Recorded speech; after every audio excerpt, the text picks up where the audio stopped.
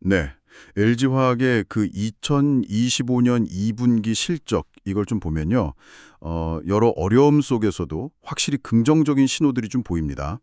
매출이 11조 4,180억 원, 그리고 영업이익은 4,770억 원으로 영업이익률, 그러니까 매출 대비 이익률이 4.2%로 전분기보다는 개선되었거든요. 특히 이제 생명과학 부문이 드디어 흑자로 돌아섰다는 점, 그리고 또 에너지 솔루션도 제품 믹스 개선하고 원가 절감 노력을 하면서 수익성이 좋아졌어요. 이건 좀 주목할 만하죠. 네, 물론 그 영업이익률 개선은 뭐 긍정적으로 볼 수 있겠습니다만 그 이면을 좀 들여다봐야 합니다. 아시다시피 영업이익은 늘었지만 그 최종 성적인 단기 순손실, 그러니까 모든 비용, 세금 다 빼고 난 순수한 손익은 마이너스 1,120억 원 적자예요. 이게 결국 환율 변동이라든지 아니면 뭐 높아진 이자 비용 부담이 예상보다 꽤 컸다는 신호죠. 그리고 또 주력 사업 중 하나인 석유화학 부문은 여전히 900억 원 영업 손실을 기록 중이고요. 미국 관세 문제나 중동 정세 같은 외부 변수들, 이거 뭐 해결된 게 없잖아요. 재무 건전성을 보여주는 부채 비율도 110.7%까지 높아졌고요. 그러니까 마냥 웃을 선황은 아니다 이겁니다. 물론 석유화학 쪽은 걱정이 되긴 하죠.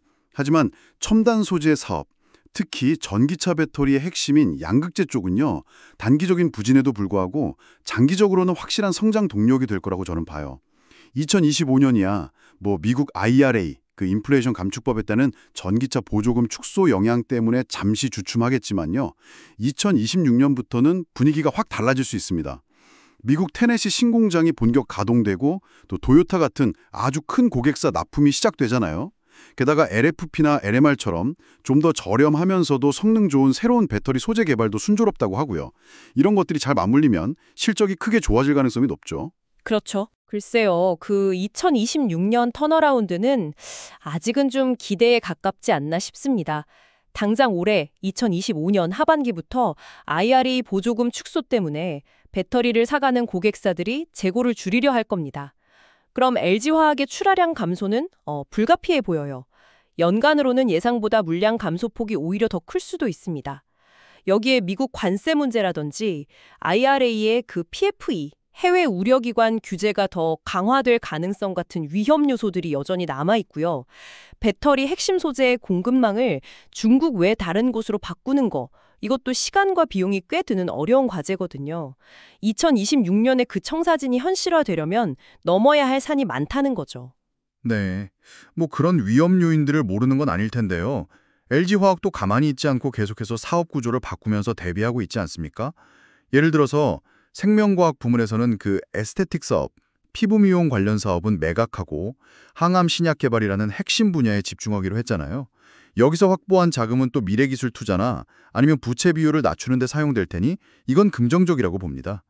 그리고 파트너사를 통해서 개발 중인 그 희귀 비만 치료제 임상 결과도 좋게 나왔다고 하니 신약 개발 성과도 한번 기대해 볼 만하고요. 석유화학 쪽에서도 폐 식용유 같은 걸로 만드는 바이오오일 공장을 짓는 등 친환경 고부가치 사업으로 전환하려는 노력도 보이고요. 사업 매각으로 돈이 들어오는 건 좋은데 그 돈이 구체적으로 어디에 또 얼마나 효과적으로 쓰일지는 좀 지켜봐야 합니다. 재무 건전성 개선도 시급하긴 하지만 그 신성장 동력 투자가 명확하지 않은 상태에서 섣부른 기대는 좀 금물이라는 생각이고요. 그 항암 신약이 과연 성공할지 또 다른 M&A 계획이 있는지도 아직은 알 수 없잖아요. 석유화학 부문의 구조조정 효과가 나타나거나 중국의 그 과잉 생산 문제가 해소되려면 시간이 꽤 걸릴 겁니다. 결국 외부 환경 변화에 여전히 취약한 구조라는 점은 변함이 없어요. 단순히 사업을 사고 파는 것만으로 모든 문제가 해결되진 않는다는 거죠. 네, 정리해보면 LG화학은 현재 실적 면에서는 다소 힘든 시기를 보내고 있는 것이 사실입니다. 하지만 동시에 첨단 소재 분야에서 2026년 이후에 반등을 준비하고 있고 생명과학은 항암 중심으로 핵심 역량을 집중하며 석유화학은 친환경 고부가 사업으로 체질 개선을 시도하는 등 미래를 위한 변화를 적극적으로 추진하고 있는 것도 분명해 보입니다. 시청자 여러분, LG화학이 진행 중인 이런 대대적인 사업 재편과 신성장 동력 확보 노력이 과연 2026년 이후 의미 있는 실적 개선, 이른바 퀀텀 점프로 이어질 수 있을까요? 여러 변수들 중에서 어떤 점이 가장 중요하게 작용할 거라고 생각하시나요?